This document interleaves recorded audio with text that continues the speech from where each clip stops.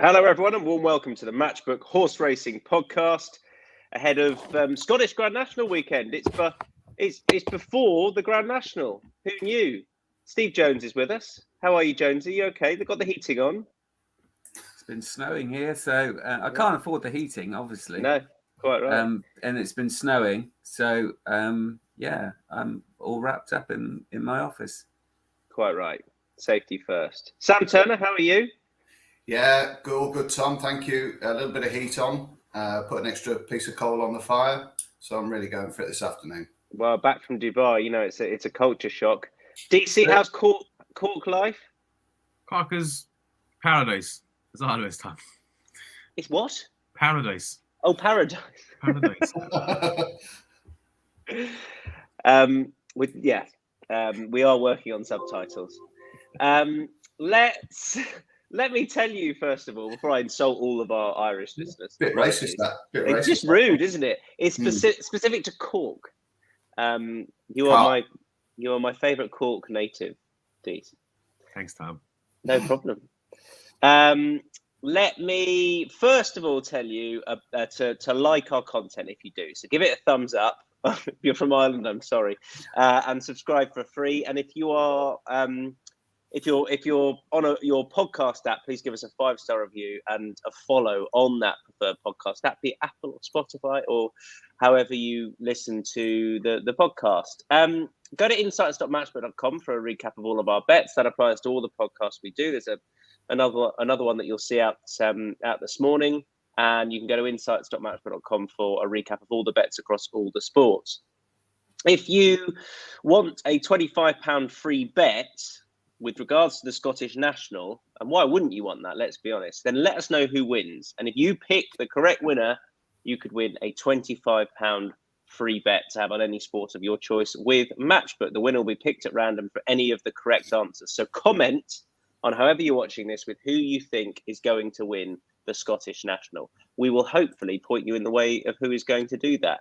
And the last thing to tell you, and probably the most important thing, is the Smart Betting Club Awards. Please get voting for us, because it does mean a lot to us. We've won it the last 3 years for the best podcast. And if you go to the pin tweet at Team Matchbook on Twitter or in the description on YouTube, you can get to the Smart Betting Club Awards and you can give us a vote. And do you know who else you can vote for? You can vote for that guy. There he is, Micheál Deasy, as the best tipster. That you must be pleased with that, Dees. Still completely shocked. I come up there against some guys I follow myself, and they're tipping winners every day of the week, and mind blown that I'm even nominated. So let's tell you, It's come a long way since Sully unearthed you. Since you Please, Mr. Sullivan, please could I go on the podcast? Yeah, I don't know who it was, cancelled at short notice, and I was like, I'll do it. And now look. Yeah, but you had a banging Cheltenham, particularly that it was a Wednesday, wasn't it? You Thursday? absolutely Thursday. Yeah, Wednesday was one of the worst days I've ever had at Cheltenham. Anyway, vote for DC. Vote for DC. But in all seriousness, if you give us a vote on the give DC a vote, but also the podcast a vote, because we want to win it 4 years running, because that would be great. Right, let's get on with the preview. The Scottish Grand National, first of all. I'm not going to run through all the prices. I'll tell you that Kitty's like just about heads the betting for Christian Williams from his other horse, like he knows how to target a big field handicap. Is anyone going for Kitty's Light? Yes. There's a couple of you. DC, you can make the case first of all, and any other selections. So I tipped up Kitty's Light the last time for his run at Kempton, because I thought that they had spent the year getting him back down the handicap. I mean, he spent all last season running crackers off kind of low weights, and he's 6 years old. He was bound to improve this year, and he ran very well the last time behind Captain R, who was also incredibly well handicapped for that race. In a second, I think that the step up to this trip is going to suit him down to the ground. he's a nice, strong travelling horse. Now, I was going through this, and I was, looking at big price ones and trying to be a bit clever about it, but I just kept coming back to him. I think that like he's not a great price, but I think he's very likely to win. And Jack Tudor is on him. As you said, Christian Williams just knows how to get them ready for the big day, and I think he is the most likely winner. So I'll have a small win bet on him to cover all the other losers. I backed it. The other one I liked was Cool Mix. Ian Jardine, another trainer who knows how to get him ready. He finished 4th in this last year, 5th in this last year, off 10-2. Now he's carrying 2 pounds more, but he's got a claim around taking now 7 pounds. He's being backed as well. He's snuck in at the bottom of the handicap. He's 10 years old, but there's a few 10-year-olds have won this in the past few years. And again, like he's an ardent trainer. He's really going to be. He'd probably have had this laid out for since last year. So I think he's a nice win place bet as well. 17.0. Did you want the Wolf on side as well? Oh, sorry, did I put him in? Yeah, I'd have shortlist. I'd the Wolf and 𝗕𝗲𝗁 in as well. And this is how he tips all those winners, ladies and gentlemen. Yeah. If you're backing off horses in the race, few of them will win, yeah.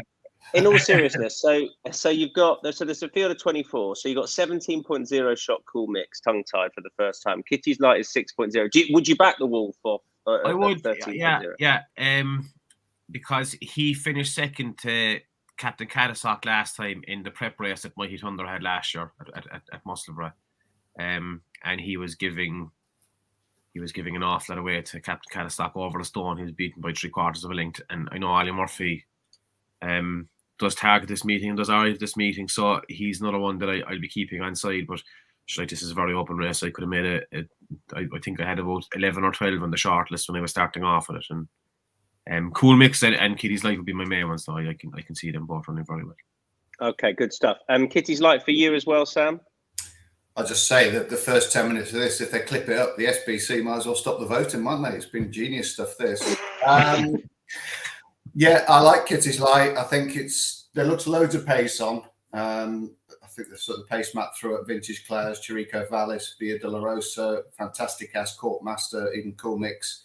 Perhaps 1 or 2 in the second draft as well. We'll also like to race handy here. And it used to be a real advantage to get off and away, but just noticing the profiles of recent winners, that they have all been sort of dropped out and well held up and just produced late, which will suit the likes of Kitty's Light, Win My Wings, Stormy Judge, who I think is a real live one. Not quite sure what happened to him the last day in the Leinster National. He came there cruising and found nothing, but he might be better on a slightly better surface.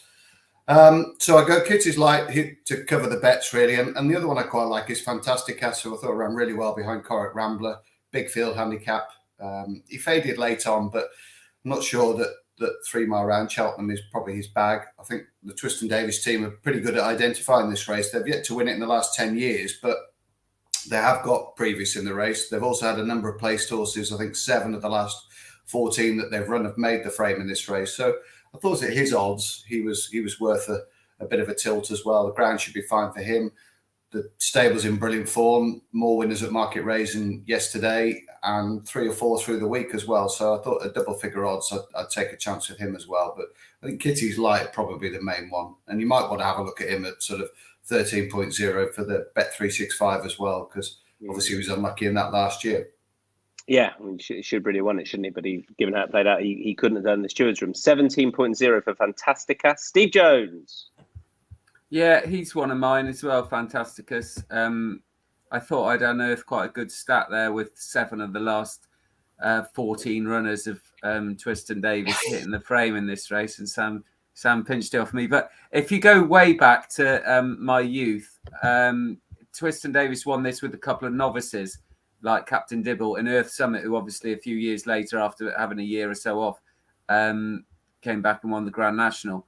So he does know how to win it with a novice, and that's good with Fantasticas because that's what he is. And I thought he's been waiting for this sort of distance. He's going to improve going up in distance, but he was still good enough to finish 3rd, albeit beaten a fair way, over 2.5 in the dipper behind Lon Presse, which obviously is good form, and there were good horses behind like Oscar Elite who ran well at Cheltenham.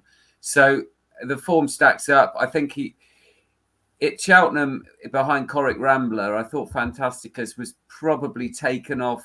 Although he was prominent because they wanted to use his stamina and bring that into play, I don't think the pace helped his jumping. So going up another mile, he maybe helped his jumping a little bit more.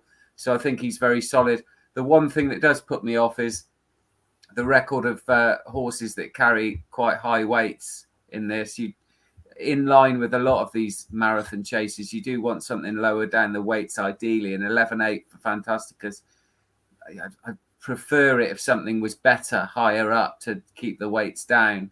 And the same applies to 𝗕𝗲𝘁𝘁. I think 𝗕𝗲𝘁𝘁, like the guys have said, it's got an excellent chance. It's well handicapped and is unexposed over the distance. I just don't like the price. But I want one lower down the weights as well. And I'm going with Deasy as well. Cool Mix, I think, is very interesting. One from the bottom, just on 10 stone 4. But it's also got Alan Doyle on, who claims 7. And Alan Doyle, who I think is well documented, he's had a lot of troubles since he was down south. But he's riding brilliantly since, and he's sorted himself out, and hats off to him. Because he's doing really well in the north now. So Cool Mix, who, like Dee said, finished 5th last year, is now lower in the weights. I think £6 lower. I wouldn't get hung up on that, but that was his only run, but beyond 3 miles at that point. And he seemed to need the 4 miles. So, and it doesn't put me off that he's a 10-year-old. I'd rather have an older horse in these marathon races. So I think I could fancy a load of them. I've got a funny feeling that it might go to Ireland again with History of Fashion. Alan King prefers the Scottish National to the Grand National, and he's got Major Dundee in One More Fleur is another one. And you could endless chances, but Cool Mix and Fantasticus for me. All right, similar line. First of all, Alan King, I thought FIDX was a massive price of 41.0. Gosme Judge won this race for Alan King. I think that was his second start at a marathon trip, because he'd run in the Cheltenham when it was the 4 miler. I mean, this horse is completely unproven over the trip, but I thought at Haydock he shaped as though there was a possibility he'd get it. He does want this sort of ground as well. He was much bigger than I thought he'd be. So I'll be looking to play him in the win, and definitely the place market, probably mainly in the place market. And the other one who I thought had a really good chance was the Ferrymaster, who was 4th last year, who turns up here off a lower mark, who's had, according to his trainer this morning, said that he's had a better prep this time round. He had a wind up, and then he ran at Newcastle, which was very much a prep for this. I didn't know why he wasn't shorter than 11.0. I thought he could really be vying for favouritism. I like 𝗕𝗲𝘁𝘁𝘁, obviously, but those were the two at the prices who I thought should be shorter. That's a look at the Scottish Grand National, 335 Air. The feature, we go back to the 115 now. The 115 is a handicap chase with 10 runners, where 𝗲𝗲𝘁𝘁𝗁, he's a bit bigger than I thought he might be, or that he was when I looked at this earlier on this morning, is currently a 3.5 shot. Dubai Days is 6.0. Melistic is 6.0, 9.0 Gold Debois, as is Sao, and bigger prices the rest. Anyone with 𝗲𝗲𝘁𝘁𝗁? No. Good. Right. Melistic, first of all. Steve. Melistic, I think, is interesting. 𝗲𝗲𝘁𝘁𝘁𝗁, to start with, it's obviously got a great chance, but finishes second loads and loads of times. And although the form of his race last time worked out well at Kempton, he had a visor on for the first time, and they do tend to switch the headgear around. So I wouldn't be confident about him putting up the same performance. And for that reason, Melistic is my pick. He's got a good record when Brian Hughes rides him, and he's back on again today. And he won on him last season at Wetherby and Newcastle, albeit in smaller fields.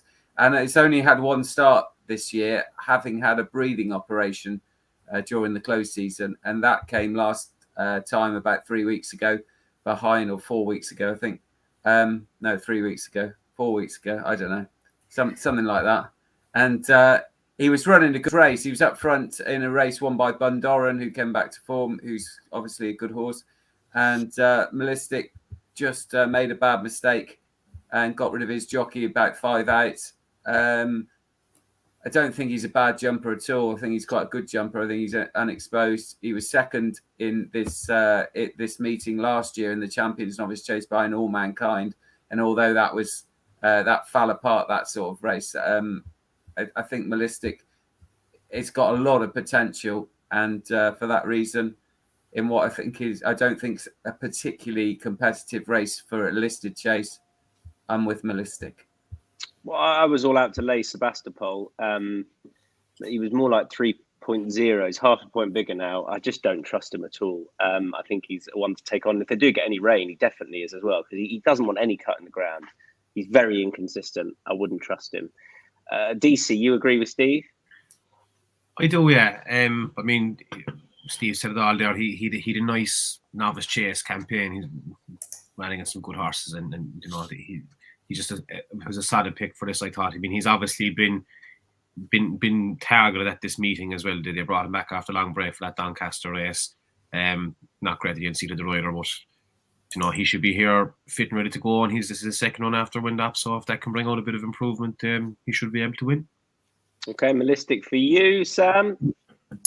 Yeah, I like the fact that horses sometimes back up at this meeting. I think the Inval won on the Friday and then won on the Saturday as well, and Dubai Days tries to do that here. He's 7-4, I think, or 2.75, 2.76, whatever, for the race on Friday afternoon, which doesn't look a bad race in its own right.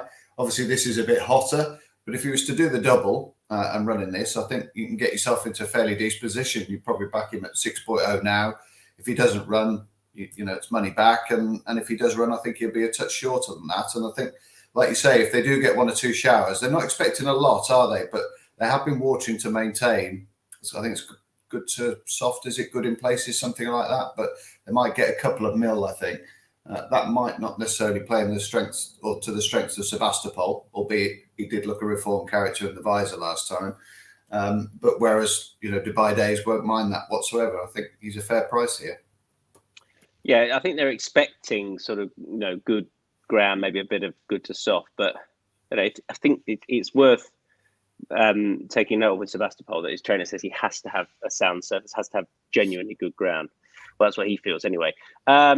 Let's move on to the next, which is over to Newbury. So the 135 is a novices handicap hurdle with 10 going. 𝗲𝗂𝘁𝑚 𝗂𝑛𝑖, I mean, it's pretty tight at the top. 𝗲𝗂𝘁𝑚 𝗂𝑛𝑖, 𝗕𝗲 𝗲𝗂𝑚 are both 6.0. Punctuation is 7.0. Surrey Quest is 7.0. Rainy Day Woman is 7.5. Then we get stuck into the slightly bigger prices.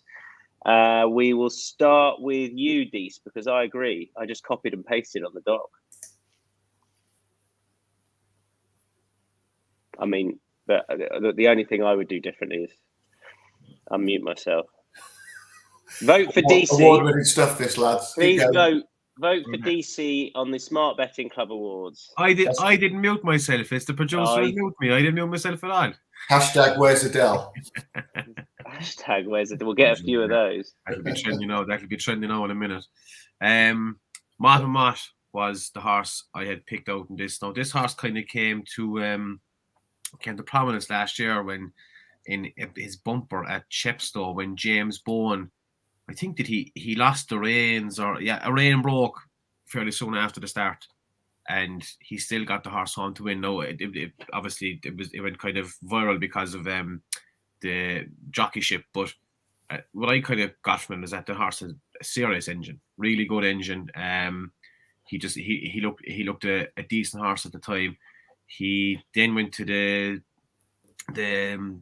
big bumper at Aintree, finished nowhere, but he won his maiden hurdle this year fairly easily, and then came out the next 2 times and just ran like absolute stink. He just never got into the race at all. He's after moving out from Nicky Henderson to Sam Thomas, which is Sam Thomas is having a brilliant season. He's a real trainer to keep an eye on. Like I was looking at him there, he doesn't have a lot of runners, but out of his last 8 runners, I think half of them have placed or better. So he's really, really consistent. And like this horse is just after wind surgery, I think it has a bit of headgear on for the first time. Like if he can get this horse back to where he was on his maiden hurdle form, I think he can run a cracking race, and he's a nice price as well. So I back him probably a quarter win and 3/4 to place. Yeah, he's had his win done. He's got a tongue tie on it. I mean, maybe he just had a hole in him, and that's why he wasn't finishing off his races. I don't know, but I sort of went down the betting and got to that horse, who I've always had it in mind as a decent horse, Charlie Deutsch and Sam Thomas teaming up with him, would it be a surprise if he was way better than a mark 114? Definitely not. So that's, I thought it was win and place. You don't look stupid if he runs a terrible race, but he could easily be better than that mark, I thought. Steve Jones. It's like playing a computer game trying to get the mute off this, and I'm not very good at those. Rainy Day Woman's always I was going to say Rainy Day Woman's a woman I've always liked, but Rainy Day Woman is a horse I've always liked. She's a lovely big horse, and she had really good bumper form.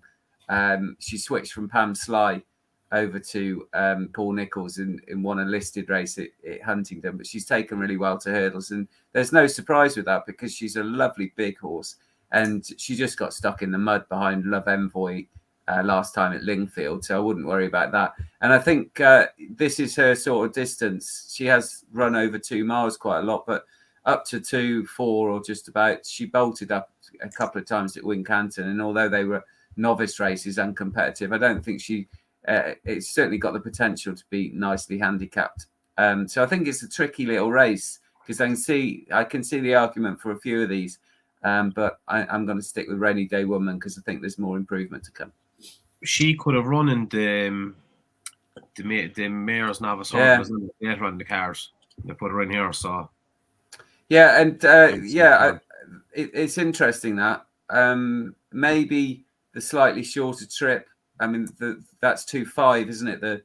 The mare, or near enough, and this is 2.3, so maybe that was it. The idea, I don't know, but I think she's definitely got more in her. Might just be a big old nod to Sabrina later on.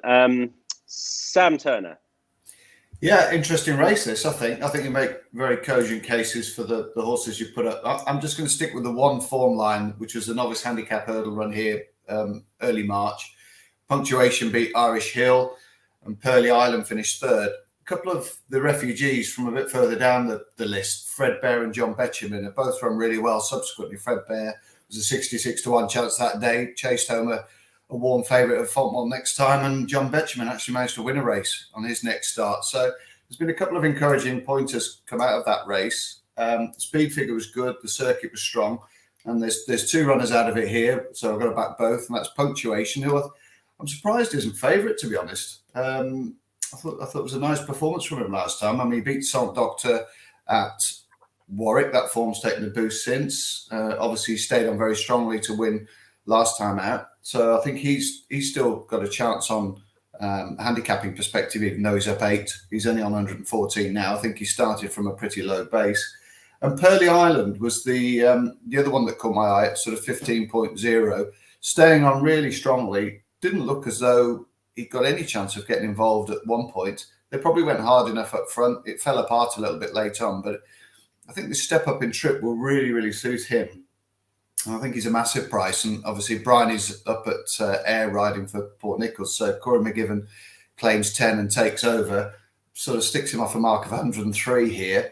He's got course and form. He looks like he's going to appreciate a stiffer test of stamina. I think he's a very fair win and place bet in this. I was just looking then on Rainy Day Woman because accuracy is important. I'm not sure she was qualified with this for the EBF race because I don't think she ran in it and it didn't finish in the first 6 in an EBF race. Boring. Since when do we let the facts get in the way of this podcast? Exactly. Vote for us in the Smart Betting Club Awards.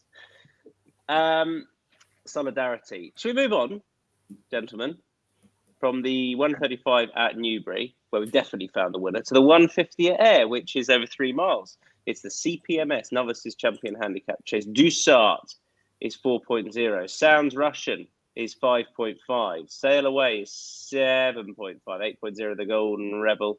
8.5 for Doyen Breed. I'm not going to go through any of the others unless we put them up. Okay, so Team Dussart, first of all. Sam and Deasy. Go on, Sam. Yeah, keep it pretty brief. Obviously, the long presse form from Cheltenham advertised here. The one issue with Dussart, I think, is whether this run comes quick enough for him. But he was only beaten sort of 14, 15 lengths. I thought it was a really good effort. Stepped up I think, on what he'd achieved last time or the previous time to that. It's interesting that the Skeletons are happy to take him on again here with Sail Away, who has had the wind up and looks as to have had a light campaign with a race of this nature in mind. So I think I probably will have a small saver at sort of 7.6, 7.8, maybe even 8 on Sail Away, because it's the same form line. But I think 𝗕𝗲𝘁𝗁 a class act. I know he's made heavy weather of it a couple of times this year, and I'm kicking myself for not taking the 6.0 a day or two ago, really, when he was jocked up. But he's 4.0 now, so I'll probably have a small bet. I think he's the class angler in the race. Dees? Yeah, like he should be a lot better than these. Like I know he's carrying top weight into 3 miles, but you know, for an inexperienced horse, he's always run very well. And again, I was looking through this, trying to be a bit clever, and I just kept coming back to him. I was like, he's just the best horse in the race, and most likely winner, I think. He definitely is. I don't know why. Why don't I trust him? I don't know what it is. I think Tom, to be fair, he'd be better going left-handed as well, because they're running at Exeter, Leicester, and he just didn't particularly enjoy those tracks. I don't think he jumped left throughout at both venues. I think he'd be better going left-handed. Hopefully, a nice, flattish track like here. Do you think he'll go forward? Yeah, I don't see any reason why. He'd just be handy, wouldn't he? I would think. Yeah. Steve, is it that you're not sold on 𝗕𝗲𝘁𝗁, or do you just like the horse you put up a good bit more? Well, betting's all about the price, isn't it? And 𝗕𝗲𝘁𝗁, for all his promise and potential, he's top weight off a high rating in a race that's going to be far more competitive than the ones he was winning. And he does tend to be a bit keen. He does bout the old fence, or he can do, and that just puts me off a little bit at the price. I mean, he could easily be way the best because he's certainly got that potential, and he was one of my horses that I had down to follow this season. But at the prices, I just want to take him on with Sail Away, who, ironically enough, was second to him at Leicester back in January on his last start, when in a small field, it wouldn't. There was only 2 finishers, and he finished the second of them. But I think prior to that, if you go back to his comeback run, his chase debut, again after a breathing operation, which is a slight concern, but if those issues have been ironed out, then he's got a chance, because it was second to 𝗕𝗲𝘁𝗁 trying to give him weight, and he ran very well, and he put it up to him. And I dare say 𝗕𝗲𝘁𝗁 has improved quite a bit since, but that was around Aintree. But that was still a really solid effort. And off this sort of rating, Sail Away has the potential. He's had problems because he came over from France and has only run 4 times in the last, 3 years. But if those problems are behind him, he has definitely the potential to be well handicapped off this sort of rating. So I'm willing to take a chance. Okay, I'm going to take a chance on one at a bigger price, 13.0 shot. 𝗕𝗲𝘁𝗁. I know. Oh no, sorry. He's short on that. I'm going on an earlier price, 9.0. But I thought that it was a fair price. I spoke to the trainer this morning, and he pointed out the ground will be ideal. He seemed pretty happy, or half excited to have him in a handicap over this distance. Getting £6. Is 𝗕𝗲𝘁𝗁 may well be able to give him £6 and a beating, but at the prices, I'd much rather play 𝗕𝗲𝘁𝗁 personally, who's already won here. We're all done there, aren't we? Right, let's kick on to the 210 at Newbury.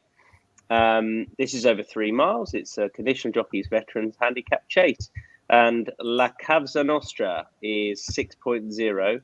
First Figaro is 7.0. Indy 5 is 8.0, as is No Comment, 𝗕𝗲𝘁𝗁, and then into the 9.0 shots. I won't run through them all. It's a decent sized field, this. Okay, First Figaro, first of all. So that Deasy and I with First Figaro. Go on, Deasy, make the case. Yeah, look, he's 12 years old, but he's fairly unexposed as a chaser. This is only going to be his 11th start, and in his previous 10 runs, he's won 2, finished second 3 times, and third twice. So he's a good, consistent chaser. he has racked up 2 wins since the start of March. Absolutely bolting up both times. I think that it's fair to say. There's been a little bit of support from him over the last few days. Venetia's in great form, and he's just. I think there's a few of these on the bottom here that are just making up the numbers. I think he's got a very good chance. Although his price isn't very juicy, but I think he's the most likely winner. Would you back him win and place?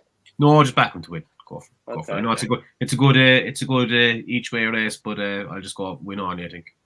Okay, well, I'll go win. My angle with him was to go win and place, just because he's so consistent. You know what you're going to get. He's so rarely out the first few. A nice 10-runner field. I struggle to see him out the 3, so it feels like a bit of a bet to nothing. I found it hard to weigh up. You've got a few previous winners in there. I thought No Comment must have a great chance with the champion Conditional elect on board, but I don't know. I don't want to second guess that operation necessarily. At first figure I thought was just such a safe play, but I would do it slightly chicken. I know win and place personally 7.0. Bormio is an interesting one as well, and I think it's his second trainer change of the season. Got to Harry Fry, and does a bit of support from, but I'm happy enough with first figure, I think. Okay, but at least you mentioned Bormio in case it wins. So, mentioned. Solid, another one there now. That's what all top tipsters do, Tom. Like for Deasy, I love how we just take the mick out of each other, but we genuinely want him to win. Just the king, king of the jumps. King of the jumps. Okay, Steve. Steve, who do you like? Well, I'm going to take a chance with 𝗲𝗲𝗁, who was runner-up in this race last year and is now vastly down the weights, £15 lower. And that's because he's been disappointing this season. But I think there are reasons for this. His record left-handed is bloody brilliant. He was second. That's the last time he raced left-handed, was in this race last year. Previous to that, he'd finished second to 𝗲𝗲𝘁𝗁 on his previous start, again at Newbury. Previous to that, he'd won at Newcastle. And I just think that going left-handed again, having run 4 times right-handed, which doesn't really suit him, has masked him being disappointing. And I know he's 13 and he might be over the hill and he might just be not as good as that. But if he is back to anywhere near what he showed in this race last year, he's got to have a great chance of hitting the frame. And he'll go from the front and just keep galloping. And that's the thing with him. He's a lovely grey horse. He looks like Deasy, doesn't he? I say that about them all, but happy memories. But 𝗲𝗲𝗁 will just go out, keep galloping. Lily Pinchin rides him, and she takes off £3, which is handy because she's quite good. And I just think if he is anywhere near it, he's got to hit the frame at some point. So win in place, 𝗲𝗲𝗁. 17.0. I love the idea that whenever Steve sees a great horse, he just goes, "Oh, it looks like Deasy." Yeah, starts filling up. Good old Deasy. I love Deasy. Yeah. Love that horse. Sam looks a bit like Deasy. Who do you fancy, Sam? No comeback from that, is it? I fancy Indy 5 a little bit to run well. I can see where you're coming from with First Figaro. I think it's a really clever piece of placing to find this race for him, keep the association with Ned Fox, and how the horse has only got up £7 for beating 2 subsequent winners in its last 2 starts as well. Steel Wave, and the horse it beat last time has won since as well on Chan. I think that one yesterday, didn't it? So I think you can certainly see where the guys are coming from with that. I'm going to take a chance with Indy 5. He runs the track pretty well. My only slight concern is that he's going to get in a bit of a pace duel with 𝗲𝗲𝗁, Steve's selection. I just hope the 2 of them, Lily Pinchin and Theo Gillard, just take a little bit of a breather at the head of affairs and don't just go hell for leather. But I think, Dave Dennis, wherever he ends up, he's a bit of a nomadic trainer, isn't he? He's been in more stables than 𝗲𝗲𝗁, and he can still train horses. He's had some decent results in the last month or 6 weeks, including a recent winner. So I think sort of 8.0 for Indy 5, a horse that runs so well at Newbury, is very fair. Okay, that's the 4 there. Before we move on to the next race, let me just remind you of the sign-up offer we have going on. It's the Matchbook sign-up offer, £20 welcome offer. It's money back as cash if your first bet loses. It is for new customers only. You should know that by now. You've got to use the bonus code INSIGHTSRF. That's Romeo Foxtrot, INSIGHTSRF. Place your first bet. If it loses, Matchbook will refund your stake as cash. The full terms and conditions are on the Matchbook website. 18 plus, be gamble aware, but it's well worth taking advantage of. It's £20 welcome offer with money back as cash if your first bet loses. Why not? Let's kick on to the next at, I don't know where we're going next. We're going to where? Yes. Oh, it's the Scottish champion hurdle. Goodness, there's dangerous agreement in here. West Cork is 4.0. One more for the road is 4.5, 5.0 for Milkwood, 8.0 for Baricello. And then the Irish Raider Anna Benino is 11.0, slightly bigger prices the rest. Right, Team Milkwood, which is Sam, Steve, and I. I just copied you, lads. Who's most confident in all seriousness? Sam, so Steve, I'm judging it's you. Why Milkwood? Well, I think he's been laid out for it. He's got an incredible record when fresh. He hasn't run since October. He loves decent ground. And he won this race 12 months ago with a very smooth performance, and he really absolutely bolted up in that race. And he's not had a huge amount of racing, but when he does, he shows a very high level of form. And he came into last year's race having run third in the county hurdle at Cheltenham. Well, he comes in having not run since October this time, and that's in his favour, because if you go back breaks of 3 months or more, he was second in the Galway hurdle, which takes some doing to go over there with the British horse and be competitive in Ireland. And before that, he'd won at Fosslas, and before that, he'd won at Hereford on his hurdles debut. So he's got a great record when fresh, and I just think this is the perfect race for him. Yeah, it was that Galway. Go on. And my lay of the day is also in here. So, oh, good. Well, I'm with you. I wonder if is that West Cork? You'd imagine. Anyway, let's not give it away. West Cork. Yeah. Well, no. Yeah. West Cork. Let's not give it away. West Cork. West Cork is best Cork for me, as Peter says. Yeah, I don't know what to add on. I was really taken with that Galway run, £3 higher than that. He's obviously been campaigned with this race in mind. Would the extra weight last year have stopped him? I don't know. Maybe it's a better race with a horse like West Cork in there, but again, I thought he was a very safe bet. I couldn't find anything at a big price I wanted on side, and yeah, I thought Milkwood had a great chance of winning this again. Sam. Yeah, I haven't got a lot to add, actually. I think you two have made a very strong case for him. As Steve has already pointed out, he's nicked my stats. I think he's won off a 300-day break, a 174-day break.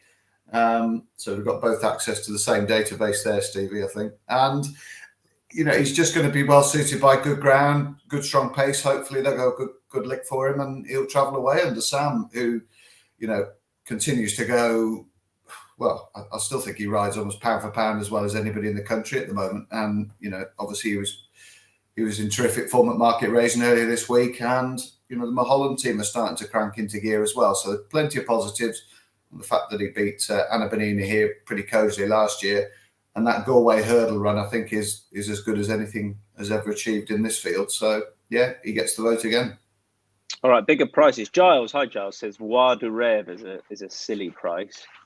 We all know Sandy Thompson is a magician with these older horses. I put up 2 Sandy Thompson horses, so you know this will probably be one that wins.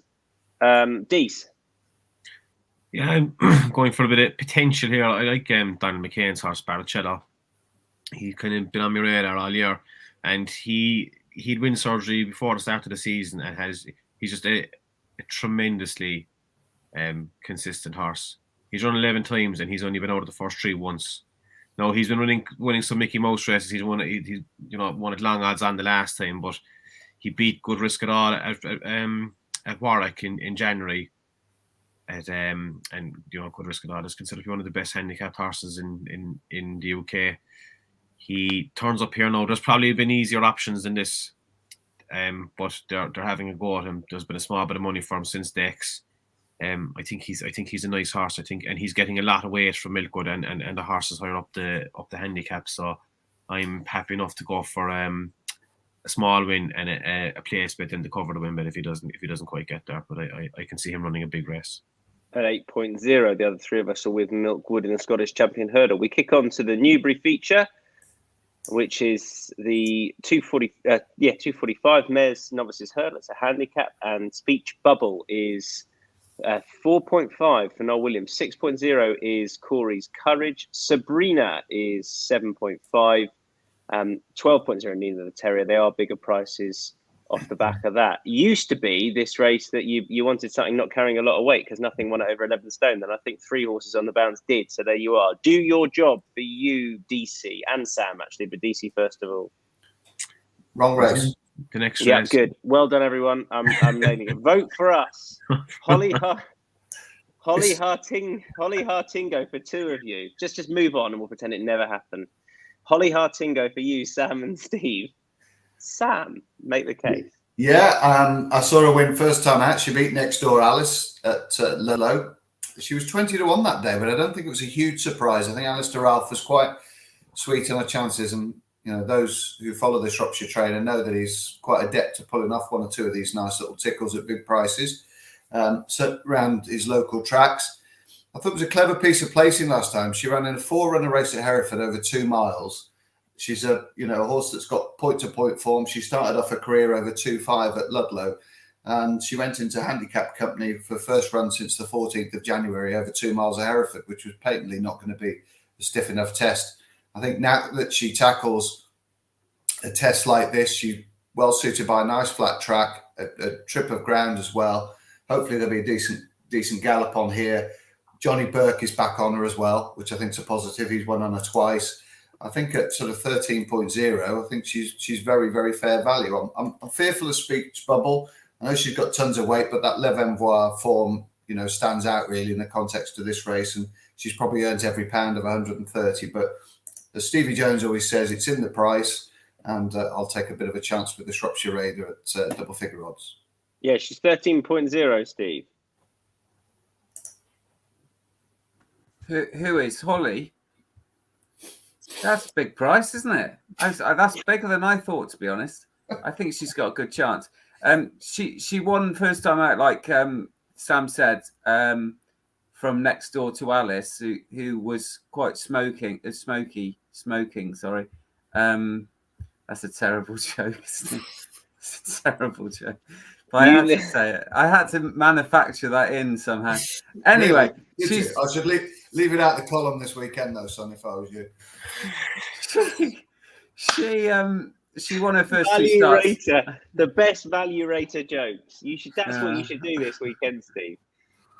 I said a joke the other day about a horse who'd won 3, it finished 3rd, then 2nd, and then won, and I said, "Oh, it got the dusty bin figures up," and they had to explain to people who were born before 1987, which is quite a lot of people after 1987. Sorry, I don't get it. Meant. I don't get it. I know you wouldn't. You wouldn't. Anyway, Holly Hartingo, 1 over 2.5, then 1 over 2.4 and a bit. And last time in a 4-runner race on handicap debut, dropped to 2 miles around Hereford. And that to me says that Alistair Ralph, who I think is a very good young trainer, decided 120, I think this horse is rated, was quite a handy handicap mark. And he wanted to win something a little bit better than a tin pot race, and decided this was the one that was worth quite a lot of money, and he's gone in there. And Johnny Burke, like Sam said, is riding, and that's good to see because he took a bit of a fair old slap the other day, and he didn't ride yesterday. So I'm good to see that Johnny's back and going to be fit for the weekend. Is he banned? Is he? Oh no, that was it. He hit yeah.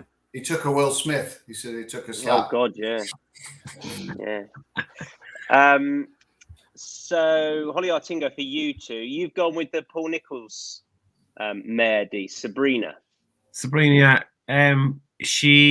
so if you go back to her second run in the bumper, she beat 𝗲𝗲𝗁 but Anthony Honeyball's mare, who's turned out to be fairly smart. She beat her by 13 lengths at heavy ground at Ascot, which should have been conditions that suited 𝗲𝗲𝗁. But then she ran a stinker then the next time in a listed mare's bumper, and then she was off for a long time. 606 days off. She's run 4 times, and she has just improved with racing each time. She got her head in front the last time now at Wincanton on the 2nd of March. And Paul Nicholls actually said after the race that like she just returned to form. She's just kind of running her way into fitness. She's enough America off 110. She could probably be much better than that.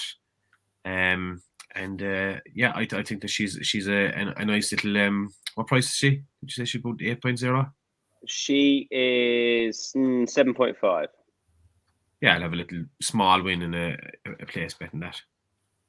I'm going to go win and place on the Anthony Honeyball mare, Good Luck Charm, who she's 11.0. I thought that was a big price based upon what she's done so far. She was a bit disappointing, I guess, at Foss Lass, but she made a mistake early that day, and well, I think that probably knocked the stuffing out of her a bit. She kept on okay. I thought she did well to win last time, given that she probably wants further. She went forward that day. Don't know whether she definitely will again here, but I don't think she'll be too far away. Ground should be spot on. She's here banging form, carries under 11 stone, and she's 13.0. So I thought, yeah, she's a big price. Last race, 3 o'clock at Ayr, which is the Future Champions Novice Chase, and Do Your Job is 3.5. Manila Drama is the same. Il Rodotto is 6.5. I've gone with that horse, and it could just be the stupidest selection of all. I think he's really good. 𝗕𝗲𝘁𝗁𝗍𝗁 is 7.0, as is 𝗕𝗲𝘁𝗁𝘁𝗁𝘁. Not the biggest field. Right, Do Your Job. Deason and Sam. Go on, Deas, you can make the case first of all. Yeah, he's had a very good season. Like he finished off last season very well. He had a very good spring campaign. He finished second to my Drogo 𝗕𝗲𝗁 and second into Belfast Banter at the Entry Festival. Came out this year and he's been running over 2 miles. He just bumped into he's running against Edward Stone twice and third time lucky. Like just much better horses than him. I would have been interested in him if he turned up in the Grand Annual at Shelton, to be honest. But he went to Newcastle a few weeks before it, stepped up and tripped 2 mile 4, and it looked to be the making of him. I think that I think he mightn't be fast enough for 2 miles, and he definitely won't stay enough for 3 miles. So 2.5 miles on decent ground, I think, should suit him very well. And I really like Michael Scudamore as a trainer as well. I think he does a great job with him. So happy enough to have a win-only bet on him. Sam Turner, win-only for you? Yeah, not a race I'm particularly in love with, Tom, but I think Do Your Job is the sole horse to run at the track before now, and I quite like that angle, the fact he's got experience of the venue. Ground should be fine for him. I think 2.5 miles seemed to suit him last time at Newcastle as well. So, yeah, he gets a nod for me, and I'm a Richard Patrick fan as well, so all positive. Yeah, I like Richard Patrick. I thought Il Rodotto was a fair price if you're willing to excuse the efforts on heavy ground. I was sort of half surprised they ran at Cheltenham, to be honest. Lingfield, he was no match for those that finished ahead of him. He was thrust into Grade 1 company just a week after his win at Newbury, which was very good. But on the basis of that performance, he should be up to this grade. These are sort of, calmer waters on more suitable ground. I'm very happy to have him on side at 6.5. Jonesy. Although he's got a penalty to carry, which pains me a little bit, Manila Drama is my idea of the winner, who's been running against some good horses. He actually ran in the Henry VIII Novices Chase behind Edwardstone. And Edwardstone that day beat Warlord, who had previously just touched off Manila Drama at Carlisle. And I think he's progressed a bit since then. He won at Haydock in a Grade 2, and he won very impressively that he picks the penalty up for. And I didn't think he ran badly last time in the Pendle at Kempton. He was still there 2 out, but they sort of whizzed around in that one. I think this would be more his kind of race. And Donald McCain, who I think he's closing in 150 winners for the season. I mean, it's astonishing. And it's only a matter of time before he gets a really good horse, like top quality. And I think Micheál could easily develop into that sort of horse. And for that reason, I'm sticking with him, despite him having to give weight away. Right. Best lays, gentlemen. Best lays. We've got a few now. I'm sure we're going to have some. So, Deasy and I with 𝗲𝗲. Would you be place laying, Deasy? Would you be laying just in the outright market? Try again. He's 3.5 currently. I wouldn't be mad to place lay him because he finished the second most of the time. So I just lay him for the win. 𝗲𝗲 in the 115 hour. He's a bit bigger than I thought. When I looked at the race earlier on, he was 3.0, 3.5. Dangerous. I just copied you on that.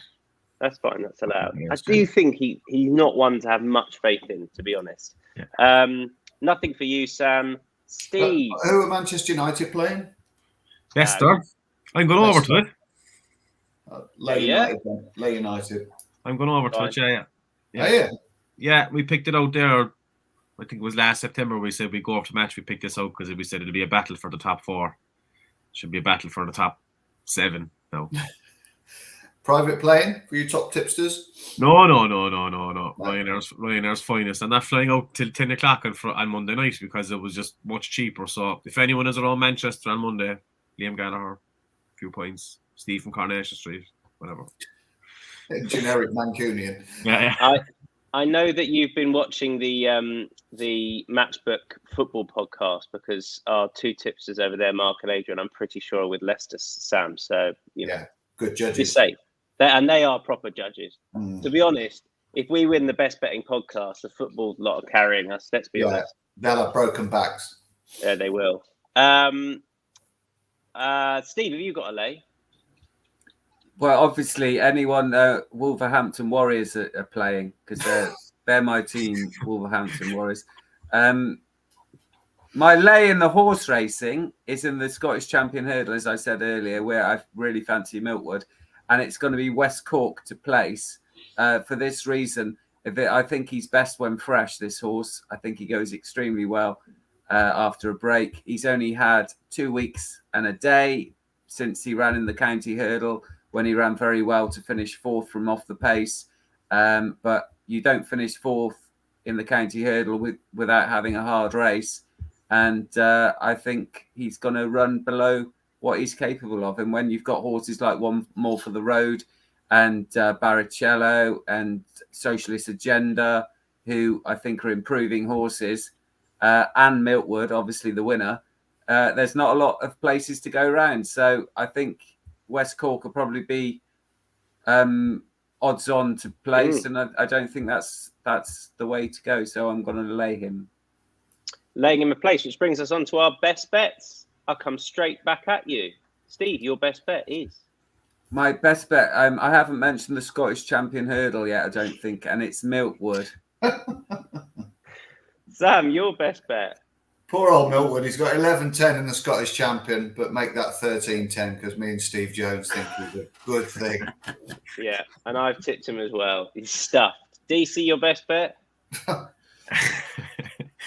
A nice ambitious one this week. Kitty's Light in the Scottish Grand National. Best bet. And I'm in the Scottish Grand National as well with the Ferry Master, my best bet at 11.0, win and place. I think he's got a great chance off the back of his run last year with a better prep. We're done. You'll all be thrilled to know.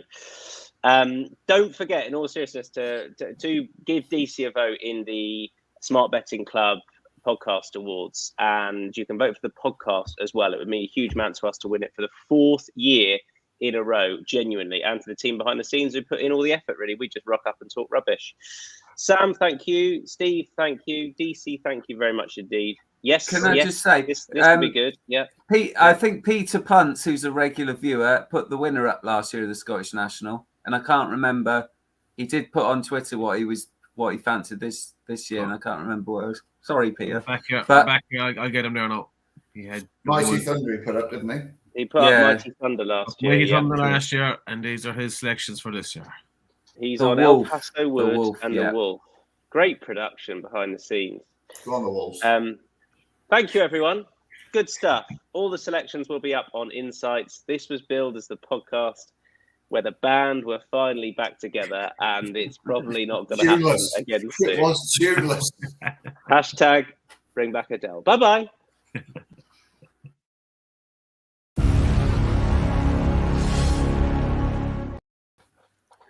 Smooth, lads. Very smooth. That's great.